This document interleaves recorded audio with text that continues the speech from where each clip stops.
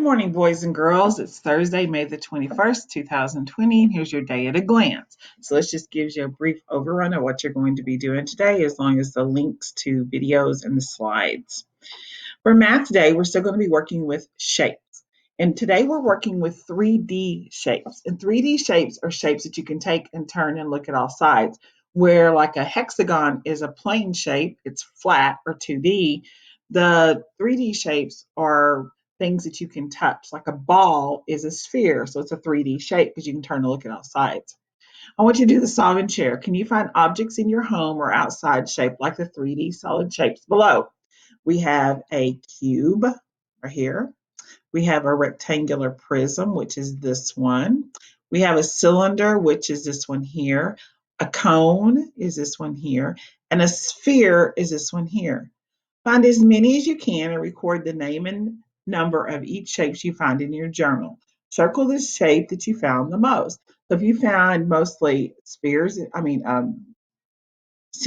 in your home, then put cylinder. I found the most cylinders. Write a complete sentence with a capital letter and a period. Then down here is talking about the parts of a 3D shape. The face is the flat part of the surface.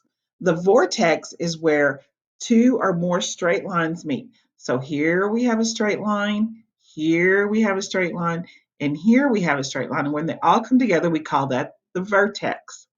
The edge is where two surfaces meet. So right here is an edge. This here is an edge. This here is an edge. So when you have two straight parts, two surfaces that meet, we have an edge.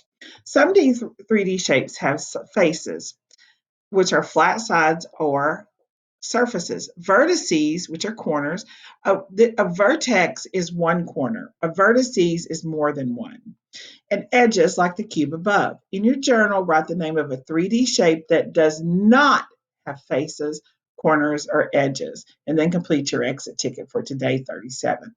So I want you to tell one shape up here that does not have edges or faces. I want you to name it and write a complete sentence. So over here, write yes or no in the boxes. Does it have faces or flat sides? Yes or no. Does it have corners? Yes or no. Does it have edges? Yes or no. So you're going to look at each one and you're going to tell if it has edges, or if it has faces, corners, or edges. This one right here is going to be pretty tricky. So I want you to make sure you think about it. Whenever it says face, that's just one part of it. That's just one part of it can be flat. And then does it have corners? Remember, a corner is where two or more straight lines meet. So if you can draw two lines and it meets, then you have corners. And edges are where two surfaces meet. Literacy today, I'd like you to watch this video that'll give you an idea of everything we're doing today. Read or listen to the text Helpful Birds on page 17 and Birds as Human Helpers on page 18. Then can talk about how the two texts are similar. It's important that we can take two texts, boys and girls, and tell things that are the same in both texts or things that are different in both texts. Now we're learning about birds here. So it may tell how birds eat insects in one, and it may tell how birds eat insects or the other. And that tells how those texts are the same. Use a green crayon to underline details that are the same in both texts. Don't worry if you don't have a green crayon. Use whatever color crayon you have. You can even use a pencil or a pen. Write to tell about how the texts are the same. So here's birds as a human helper. And then the helpful birds is on the page before, is on yesterday's text. So how are these texts the same? Use a green crayon, sorry, boys and girls, to underline details that are the same in both texts and write about the similarities. And then down here, how are these texts different? Use a red crayon to underline details. Boys and girls, I think this is for tomorrow.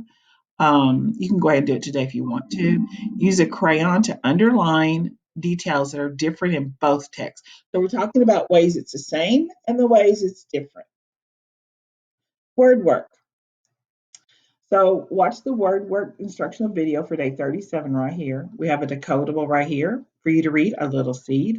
Highlight or make a list of the high frequency words under, little, every, really, one, and anyone.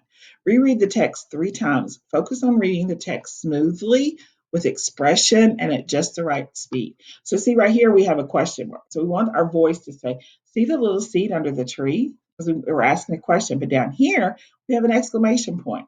The little seed is not really a seed anymore. We put excitement in our voice. We don't want to rush. We want to make sure at every period that we pause so that we can get our thoughts together and we can understand it better. So don't rush through it. Read it 3 times for me. Social studies. We're going to talking about prioritizing choices. We're still talking about economics. We make choices every day. Goods and services cost money, which is in limited supply. Our financial resources are smaller than our wants. Activity. Make a list of 5 needs and 5 wants that you have. Be specific, not just food, but cereal for breakfast. Not just toy, but baby Yoda talking plush. So we're talking about things that you have to have in order to survive. You do not have to have toys to survive. You do have to have food to survive. You do not have to have a video game to survive, but you have to have water to survive. So think about what our needs are, what we have to have, and what we won't. Once your 2 lists are complete, use them to make a new list, keeping in mind that we have a fixed amount of money to spend on what we need and want. So that means that we don't have enough money to buy everything in the world that we want. We have to think about what is the most important things that we need and what we really have to have, what we really, really, really want for a good reason. And we're going to make a list um, telling what those things are.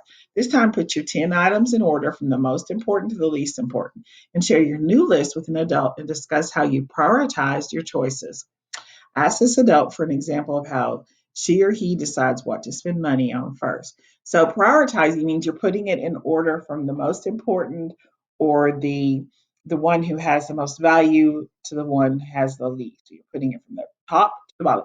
So I don't want to see video games at the top of the list because that's not something you absolutely have to live. Maybe halfway down, maybe a little farther, but at that prioritizing that top list needs to be things that we need to survive. Here's a video that I want you to watch called Scarcity and Trade-Offs. That'll help you better understand the economics that we're talking about. Specials today is PE. I want you to be sure and do this activity since it's going to be rainy and we can't get outside today. I want you to be sure and have a good weekend. It's a long weekend, so I won't see you till Tuesday because Monday's a holiday and Miss Parent is going camping this weekend. And I'll be keeping social distance while I'm camping because I'll stay on my camping site. So I want you to try to get out this weekend. It's supposed to be nice. I would like everyone to send me some pictures of the work you're doing, but I'd also like you to have your parents snap a picture of you doing something where you're moving. Either you're jogging or you're riding your bike or you're doing yoga. I'd love to see everyone doing cosmic yoga today. Hey guys, I love you. And I had a great time with those who came to our Zoom meeting yesterday for math. I put the assignments on Seesaw for you to do some word problems. I want to see how you do with that.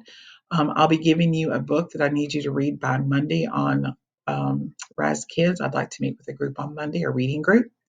I love you guys, and I will talk to you soon. Please have a great weekend.